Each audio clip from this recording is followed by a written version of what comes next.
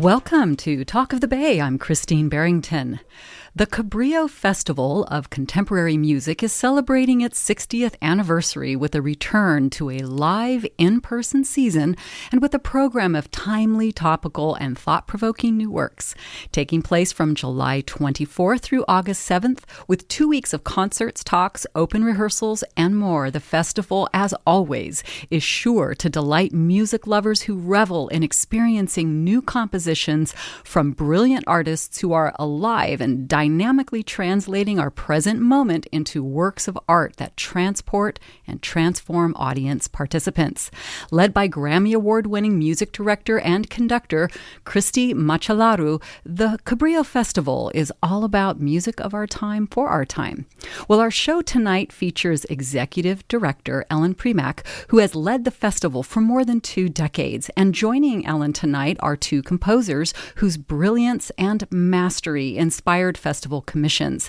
These particular commissions reflect on wildfire and its relationship to climate crisis. Both these works will have their world premiere on opening night at the Santa Cruz Civic Auditorium, July 29th. Well, for the first half of the show, we'll have composer Scott Ordway, whose multimedia work, The End of Rain, lends the festival's opening night its titular theme of environmental reflection in a time of ecological upheaval. And at the half hour, we'll shift focus on to composer Gabriela Lena Frank and hear her exquisite work, Contested Eden. So before we meet Scott Ordway, let's launch into a quick overview of the festival's 60th anniversary season by bringing in executive director Ellen Primack. Ellen, welcome to Talk of the Bay. Ellen, are you there? Is she muted? No? All right. Well, let's bring in Scott Ordway, the composer of The End of Rain, who is recognized for his boundary-defying mixed media projects, creating widely acclaimed work that has been lauded by reviewers from the New York Times to the BBC as a marvel, exquisite, arresting, and hypnotic. Heard on major stages around the world, his compositions revel in their multidisciplinary reach and reflect his vast creative curiosity. The festival opens with a show named after his commissioned work, The End of Rain, and will have its world premiere, as I said, at the Civic Auditorium on July 29th. Scott, welcome to Talk of the Bay, and thank you for taking the time to talk with us tonight. Hi, Christine. So glad to be here. Hello. Welcome to Talk of the Bay. It seems to me like there must be layers upon layers of meaning and story behind the development and creation of your multimedia work, The End of Rain. I was hoping Ellen and you both could speak into these layers, and maybe she'll join us in a moment. But I'm wondering, where does one begin? This is a kind of homecoming for you, isn't it? Your work and career are global, but you're from Santa Cruz. I was born and raised in Santa Cruz County, but now make my home on the East Coast. And in 2020, when the CZU lightning complex fire burned so close to the parts of California that I know and love the best, I was immediately moved to respond through my work. But I knew at the same time that my perspective alone wouldn't be sufficient, given that I wasn't there for the events, and so I wanted to create a work that reflected a much broader point of view. And that led me to apply the technique of crowdsourcing text to create the text and the lyrics for The End of Rain. And so when the CZU fires happened, were you already set to do a commissioned piece for the festival? No, not at all. So how did it happen? How did it come about? And just a moment, I want to see, Ellen, are you with us now? Can you hear me? Hello, yes, you're here. Welcome to Talk of the Bay, Ellen. Okay, we're going to weave you in. So we were just getting into The End of Rain and how it came into being. I'm going to ask you, Ellen, did the festival reach out to Scott, or did Scott reach out to the festival? How did this come about? Scott reached out to us, but he did it after we heard a work he did through the pandemic. And both Christy and I were very taken by it. So his timing was perfect because he was already on top of mind. And so the proposal he made for this work, which was so timely for Santa Cruz and for our community and for the festival, just made perfect sense. And so, Scott, you were saying that you crowdsourced stories. I understand that more than 200 members of the public from this region shared their experiences with you around wildfire and drought. 200 people? That's amazing. That's right. I find that there's something incredibly powerful about the poetry of everyday people speaking everyday words. And that if you ask a large group of people to share their thoughts and feelings on a particular topic, beautiful poetry will emerge naturally through that process. I've created a number of works throughout my career where I invite dozens or hundreds of people to contribute their creative input to something just by sharing their perspective on their lives. And in this piece, we had about 225 Californians who collectively contributed more than 80,000 words of their firsthand experience of fire and drought. And the question that I was really interested in is, how are people changing internally and in hidden or unseen ways as a result of living in an era of fire and drought? And the best way that I could think of to answer that question was to ask people and to really listen thoughtfully to what they said and strive to create a work which reflected their cares and concerns. It is so powerful. One of my favorite quotes is that theories divide people and stories unite them. And for the human heart and the human being, there's nothing more powerful than stories to really get into the essence of things. And it's an amazing question. And how did you reach these people? How did you get their stories? I used 4 different techniques primarily to gather these texts. The first was a website that we built and solicited input directly from the public through social media and email campaigns. We also did outreach in both English and Spanish to about 200 community organizations in all regions of the state to really encourage a wide range of people to participate.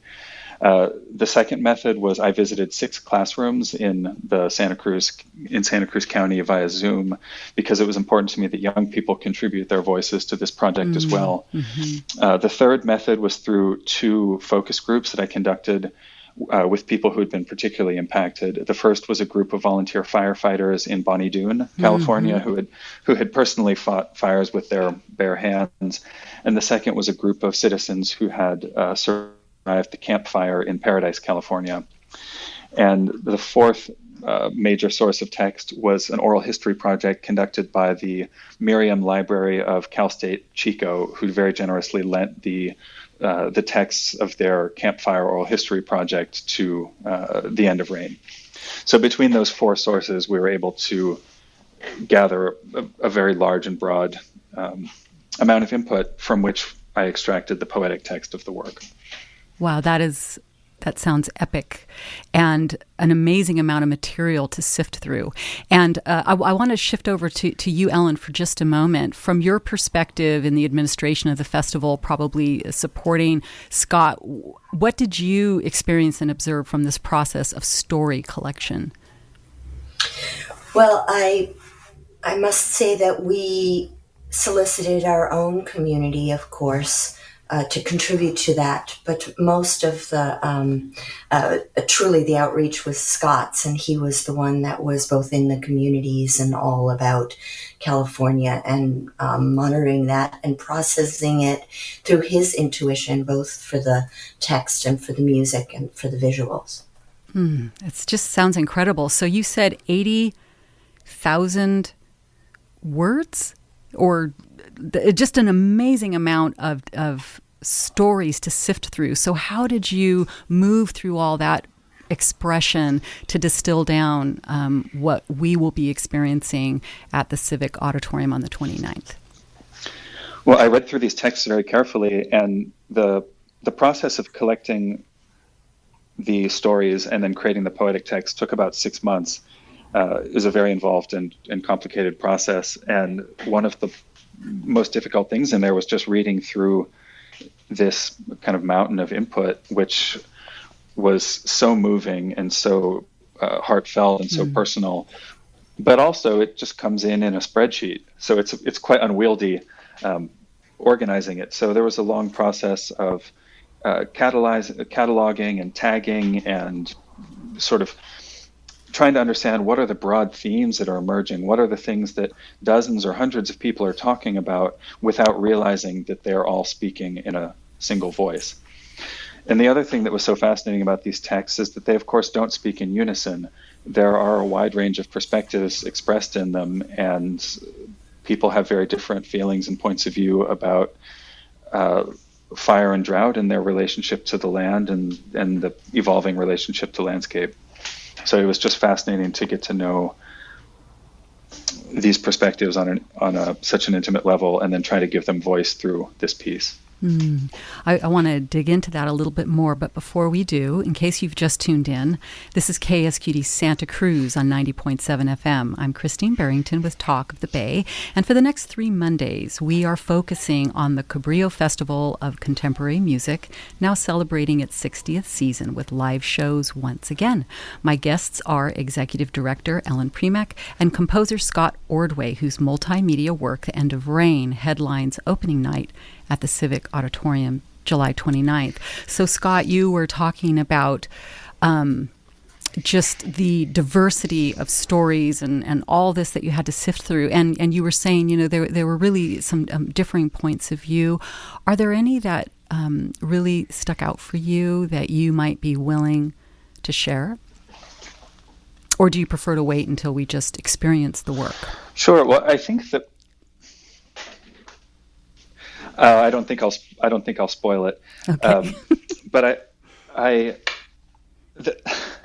the broadest fault lines are people who feel immediately impacted by not only these events but the era that we're living through, and then people who feel like, well, this was one thing that happened, but doesn't really require any deeper thinking or reevaluation of our way of relating to the landscape. Some communities felt very strongly that the task at hand is simply to build back and reconstruct things as they were before and come together as a community and kind of regain what was lost.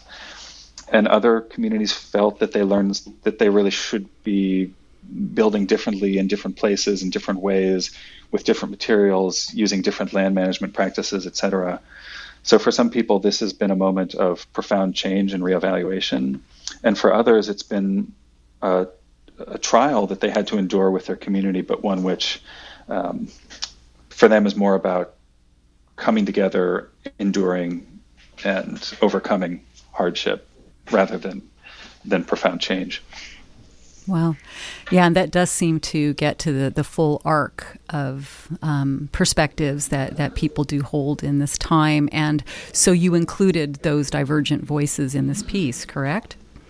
I have. Beautiful. And it's kind of challenging these days for us to open our being and receive that spectrum, to receive those polarized maybe positions and try to find a way to embrace them, to weave them into a synthesis that actually represents the total community.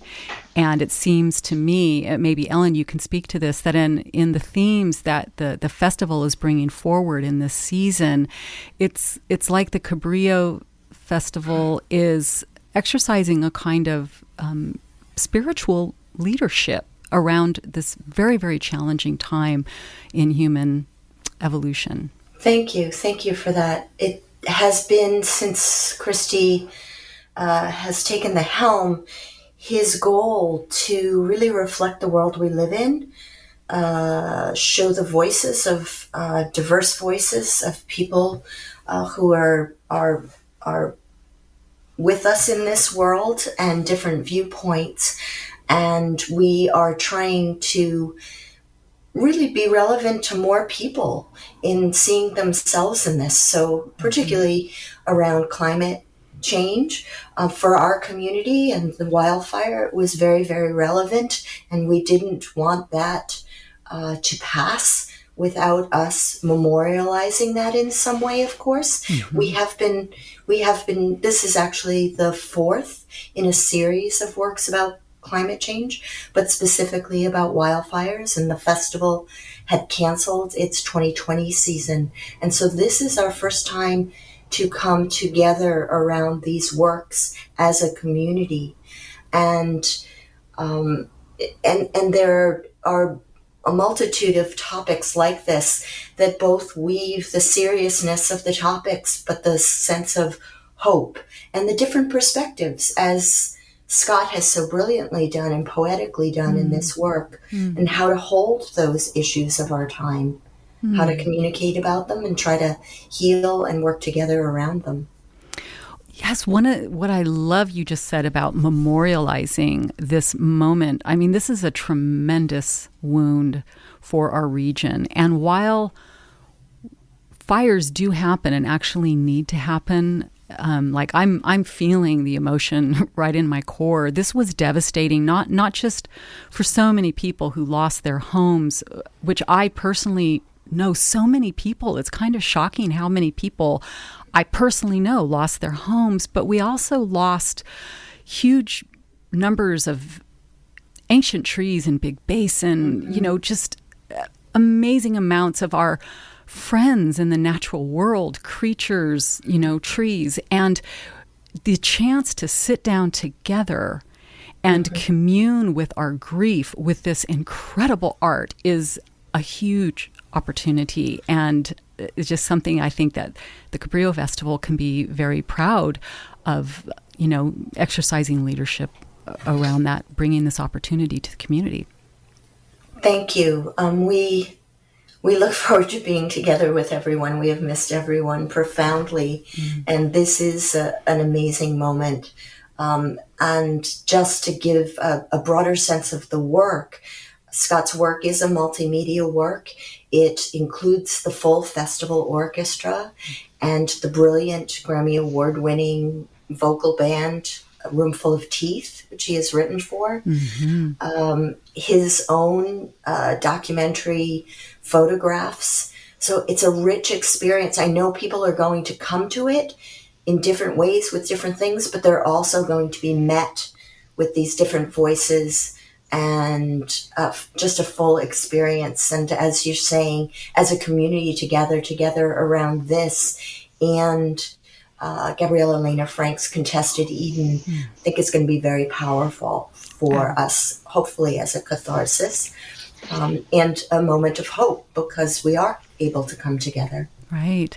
And so thank you so much for bringing in these other artistic layers to this work. And so, Scott, I would love to pivot back to you to talk about the photography that you created. And could you speak to your process around that? Sure. So as I was traveling around the state, meeting and speaking with people to hear their stories, they were, of course, describing phenomena that had happened in their regions, in their backyards, in their parts of California. And as a composer who also works with photography and video in a number of my projects, it made sense to me to bring my camera on these trips. And so at the same time that I was meeting with people to hear their stories, I was taking photographs and creating video in impacted regions of California. And that led to the two other components of The End of Rain. The first is video, which is performed live and synchronized with the music. And I say that's performed because the video actually consists of several hundred small clips which are triggered in response to the music. So the video really follows the orchestra rather than the other way around. And the second component is a hardcover book of landscape photography, which I've published with support from the Sempervirens Fund, which is a incredible land trust devoted to the preservation of coastal redwoods in California. And that book of photography also includes the full poetic text of The End of Rain. So those who may be interested in the work can also experience it that way. And then that will be available for sale at the Civic Auditorium, I'm assuming. And then people can also access this through your website, I saw. And I do have a blog page for the show with links to the festival and to your website, Scott. And so is that the case, that the book will be available?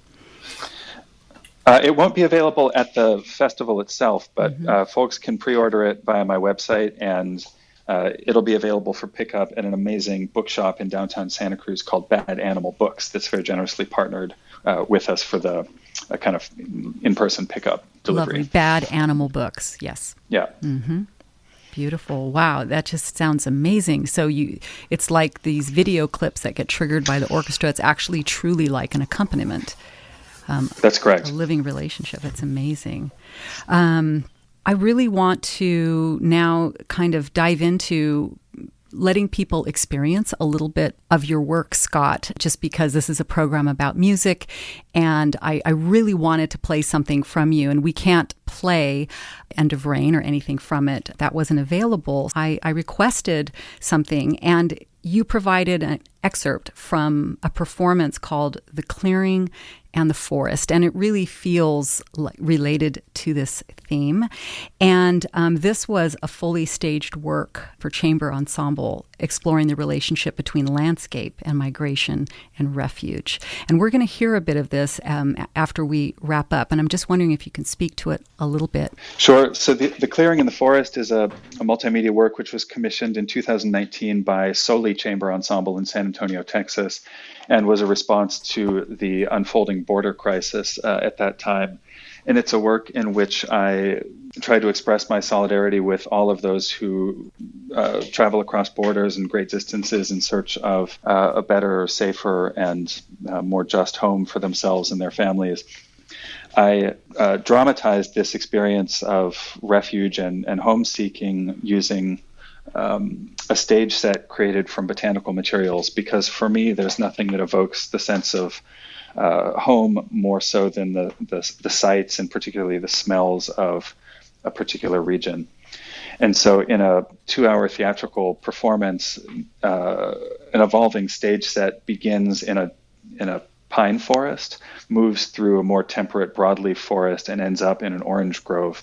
And since the sets are made out of actual botanical material, you experience this in a multisensory way as the performance space is transformed with these different installations. The excerpt that you're going to hear is a moment for cello and piano, and I think really embodies that sense of searching and striving and yearning for a place to make a home.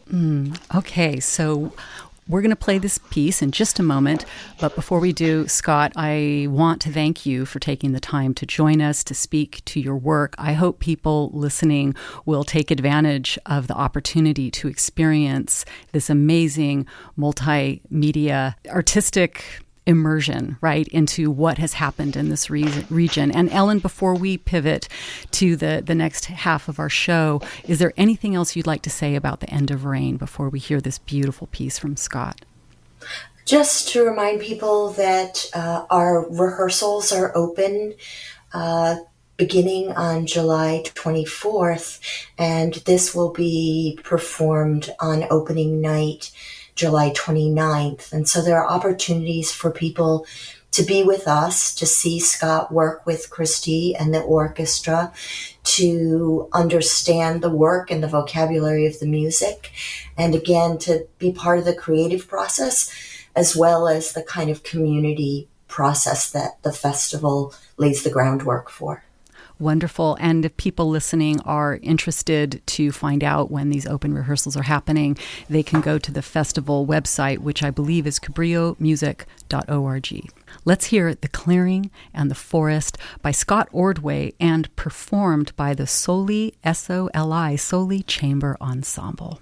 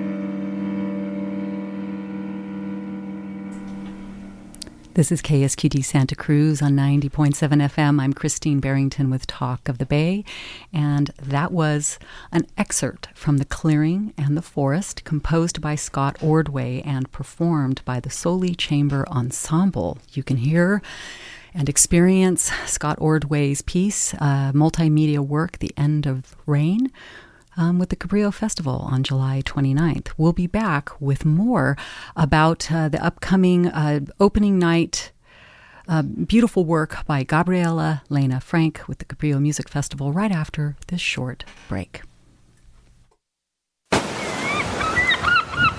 You're listening to K-Squid, soothing sounds from Santa Cruz County, available at 90.7 FM. For the next half hour, you are listening to Talk of the Bay with Christine Barrington, and let's get back to the program. Thank you, Dan. Well, welcome back to Talk of the Bay. And our Monday night shows for the next 3 weeks feature the world-renowned Cabrillo Festival of Contemporary Music, this year celebrating its 60th anniversary with a return to live in-person performances with 2 weeks of concerts, talks, open rehearsals, and more. And I have with me here remotely in the studio Ellen Premack, who's the executive director. And Ellen, I wanted to give you a chance to offer our listeners an overview of the festival's 60th anniversary season. And we didn't get a chance to do that at the beginning of the show. So the floor is yours. Tell us about the season. Yes. Thank you. We're very excited about the season. As you've said, in addition to it being our 60th, it is our first season back after 2 amazing virtual seasons, but it's not the same as being all together and welcoming Christy Machalaru, our music director, conductor, and our orchestra players coming from across the country and the world to do new music in the presence of living composers. We will feature the work of 12 living composers. I should say 11 living composers. We have one unusually posthumous for Christopher Rouse, who was a great festival friend and favorite, who passed away in 2019. We will have 9 composers in residence, and it really is at the Cabrillo Festival as much about the creative process as it is about the final performances. So we start on July 24th in the evening with open rehearsals, welcoming the community in. This year, not just to come in person and see them, but also we're live streaming. So that is one of the advances, if you will, of the last 2 years in learning how to expand our reach to audiences, new audiences, and some of our programming to familiar audiences, but who can't necessarily come to open rehearsals regularly. So it all begins on July 24th with an amazing reunion, and continues through performances on the weekend of July 29th, 30th, and 31st, with some amazing soloists joining the orchestra. We have Roomful of Teeth, an ensemble of 8 amazing vocalists who made their debut at the festival in 2019 and got a hero's welcome. And they will not only be performing with the orchestra in Scott Ordway's new work, but they will be performing on Sunday, July 31st in a solo performance. And they will knock everybody's socks off as they did before. They're amazing. And welcoming Laura Downs. And then we continue in the second week with another stunning cast of soloists, with an oboe concerto by Kevin Putz featuring Catherine Needleman on oboe, and then a grand finale with works about the violins of hope, a work called Intonations that features Sasha Cook, mezzo-soprano, one of the greatest mezzo-sopranos in the world. I'll be so bold as to say. And Benjamin Bielman on violin, and a young violinist, and the Cabrillo Festival Orchestra for an extraordinary work by Jake Hagee and Jean Shear, which we also did during the virtual season. So we're premiering works that we commissioned, that the festival commissioned, as well as other works, introducing many new composers to our tried and true audience, and opening the door to new voices and familiar voices. Again, we're really excited to have everybody back and be together at the Civic. I can just imagine the enthusiasm, and it's such a rich description of what's going on, which is why we've dedicated 3 shows to this upcoming season. Thank you so much for that overview. And now we want to bring in and focus on an incredible Bay Area composer and pianist, Gabriela Lena Frank, who was commissioned by the Cabrillo Festival in 2021 to write a work that reflects also on wildfires and climate crisis, resulting in Contested Eden, which will have its world premiere July 29th on the festival's opening night. Now, I'm very excited, Gabriela, to have you on the show.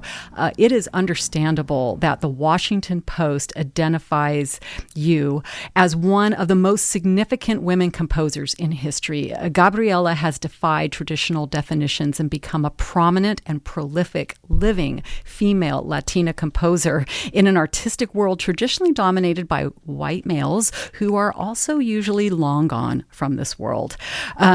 She is not only a composer of genius, she is also a groundbreaking activist artist, and in 2020 was a recipient of the prestigious Heinz Award that recognized her for breaking gender, disability, and cultural barriers in the classical music industry, as well as for her work as an activist on behalf of emerging composers of all demographics and aesthetics.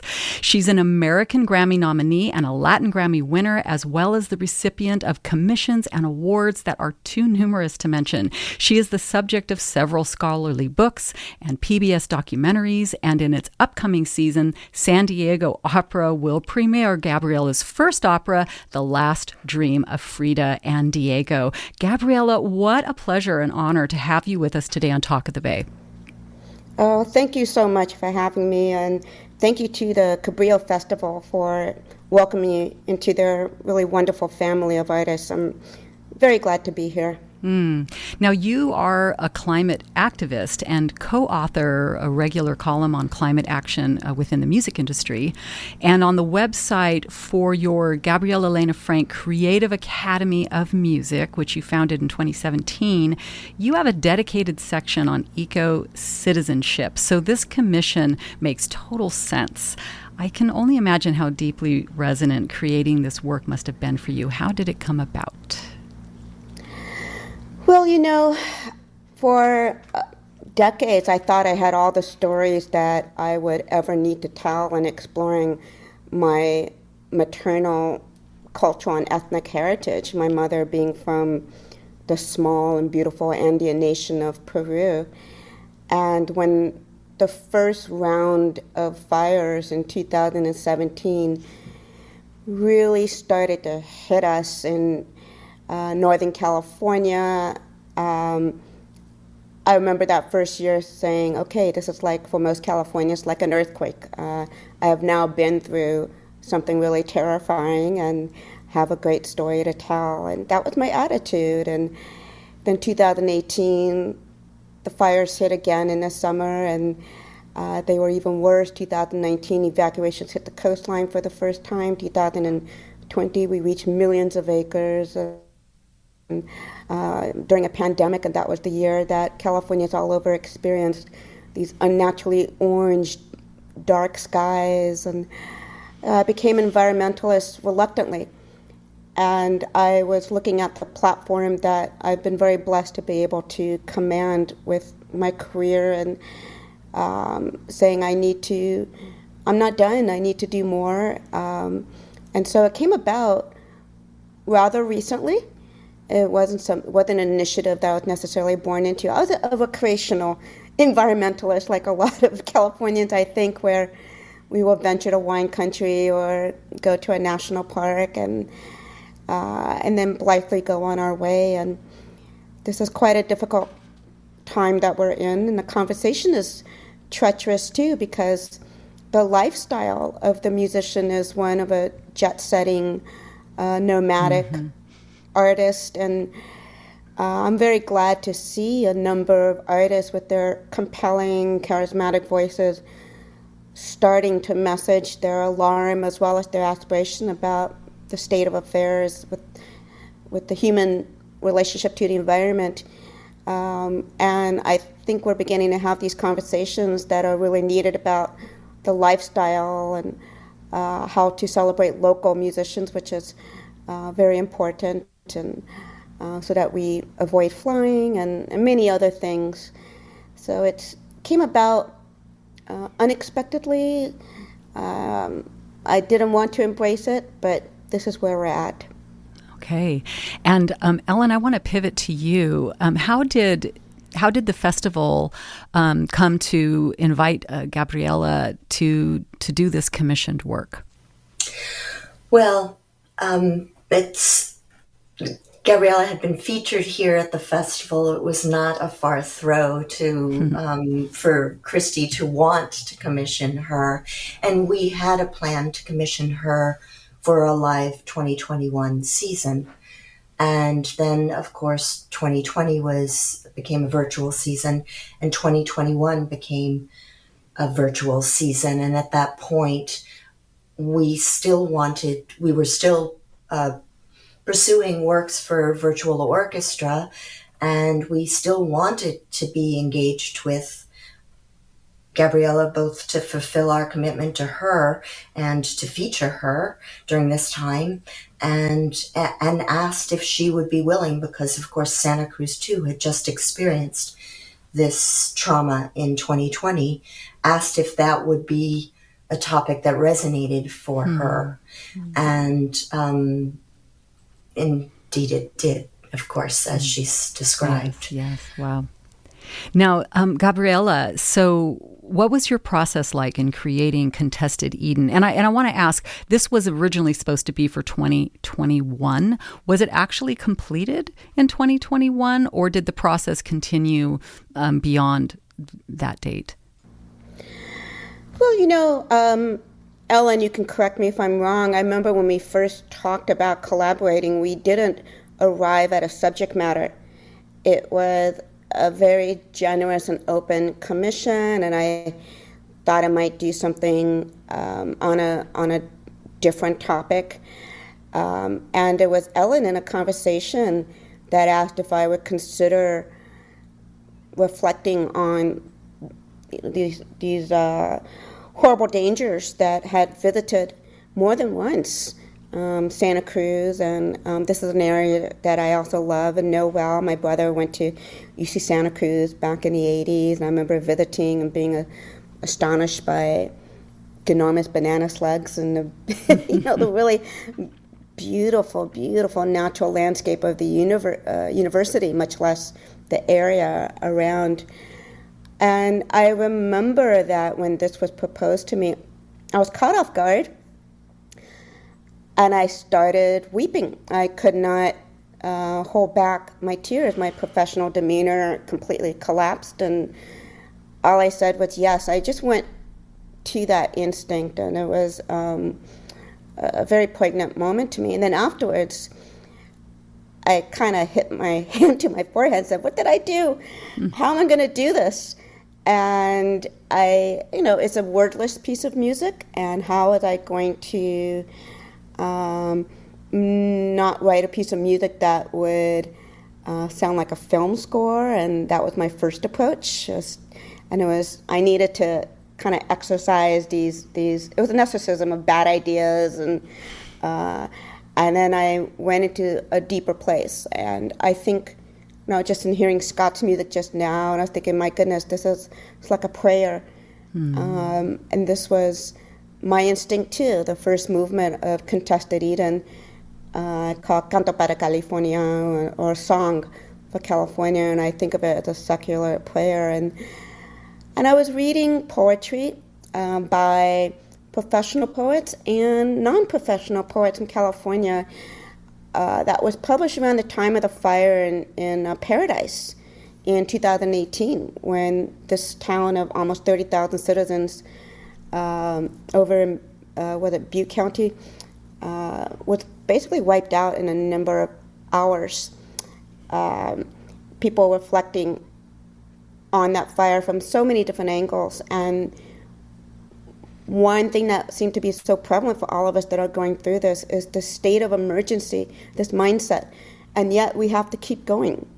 Somehow we have to persist through that in a time of extremes. So the second movement is about that, and it's literally a musical metaphor of something persistent, which is a high violin line that takes several minutes before it falls all the way to the basses, passing through the second violin, the violas, the cellos, and through this long arc, which to me reflects the kind of mindset of just persisting.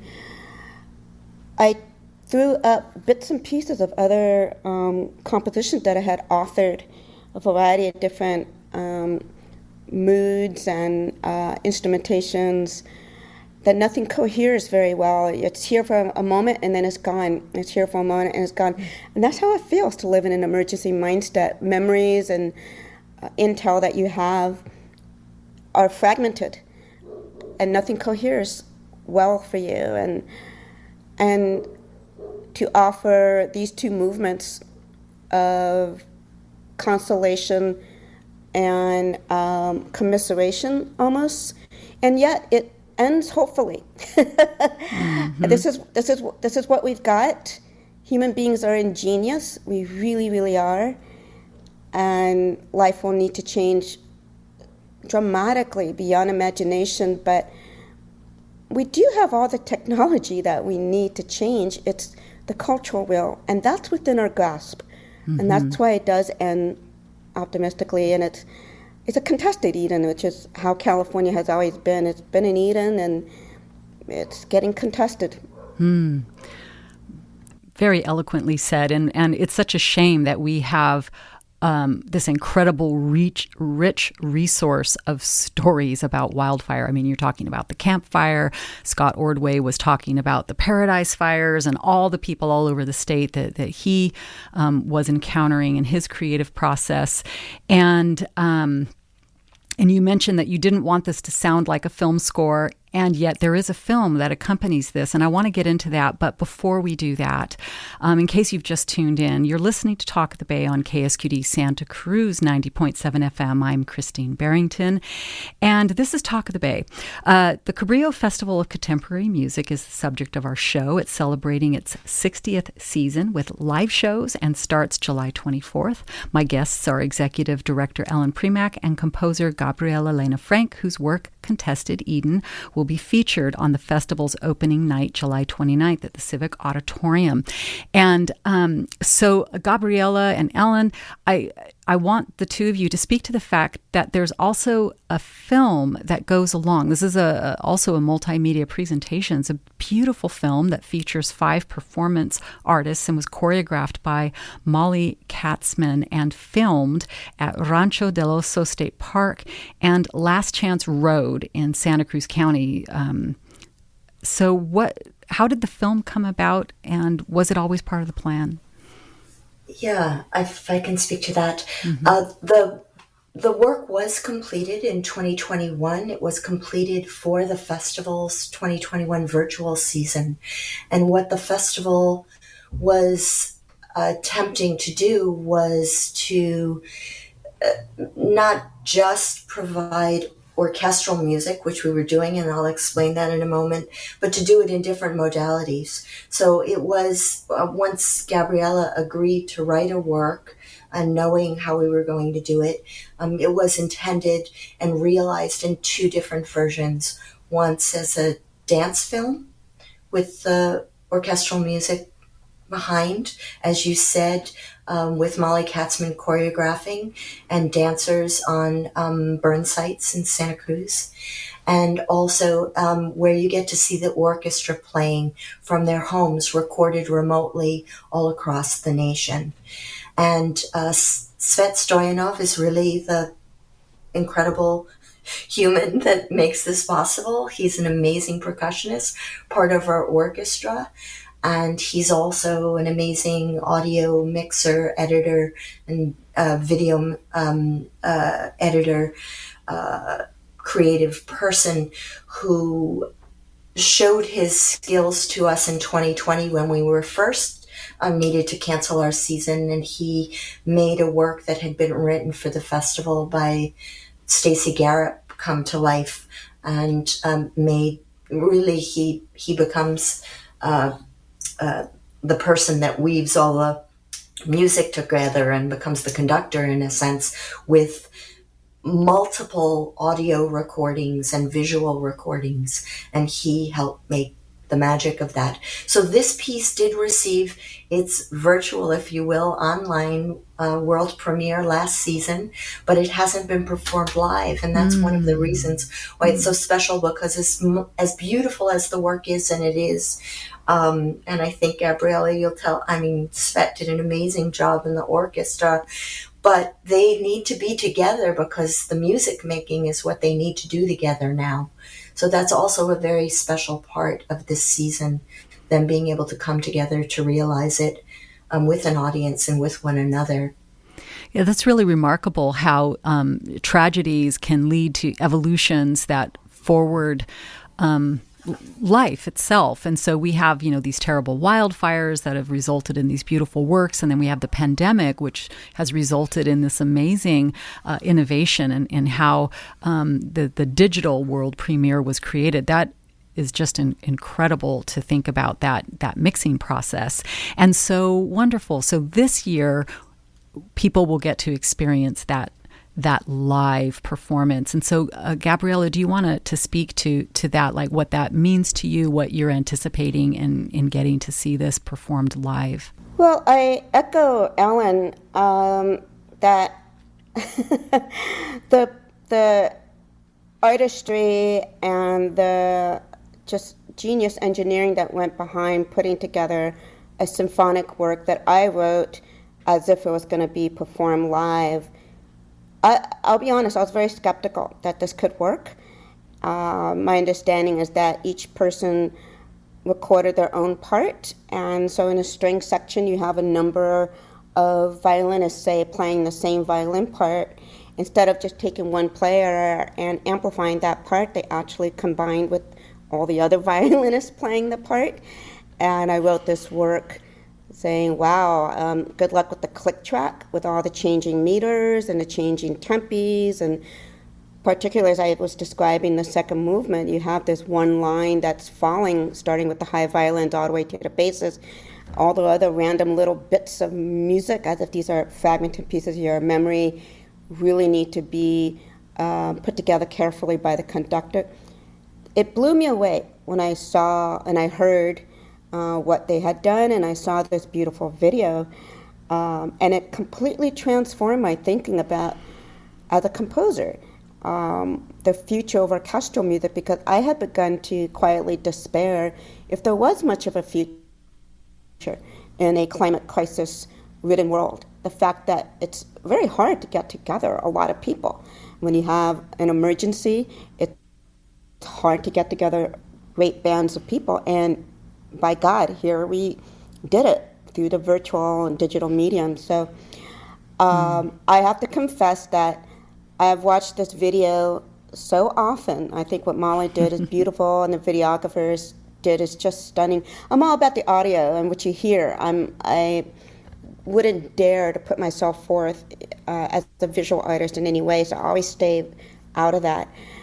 That I know being able to hear the live performance or even a recording of the live performance will make this almost a brand new work for me.